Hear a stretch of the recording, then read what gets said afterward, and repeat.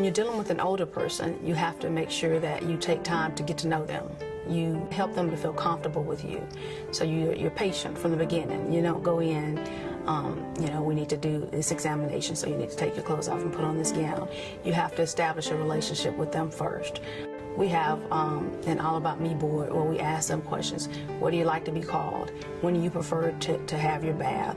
What temperatures do you prefer? Because not everybody who's old is cold all the time. We make assumptions. Not everybody who's older, you know, have hearing deficits. They can't take the medications that you and I can take all the time. So you start low on the medicines and increase as needed.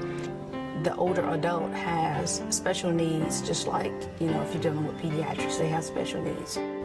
My dad was just the best guy in the world. And, you know, I always knew it. My father's sense of humor is one of the first things I think about when I think of my dad. He was always a GQ kind of guy. He was a CPA, very well-groomed, very much cared about that sort of thing. He worked out at least 6 days a week, often 7 days a week. Didn't want to skip a day because he was afraid there would come a day he would have to skip that week. These people have lived full lives. You know, they have a certain degree of respect that you have to give them. But even if they have dementia and they don't know their name, they still deserve the respect. They still deserve, you know, the kindness, the conversation, even if they can't converse back with you. He had a terrible stroke in March 28th, 2011. It occurred to me with my dad in the hospital, and as long as he was in the hospital, that geriatric patients do need to be treated differently than other patients. UAB has a program called Geriatric Scholars, and nurses who want to learn more about treating geriatric patients participate in an intense training program. And I know this because we had a wonderful nurse, and she was the first nurse who took care of my dad and was a geriatric scholar. We have 52 scholars. We select scholars from applicants who have expressed interest in caring for the geriatric patients, and they are chosen to become the scholars for the hospital.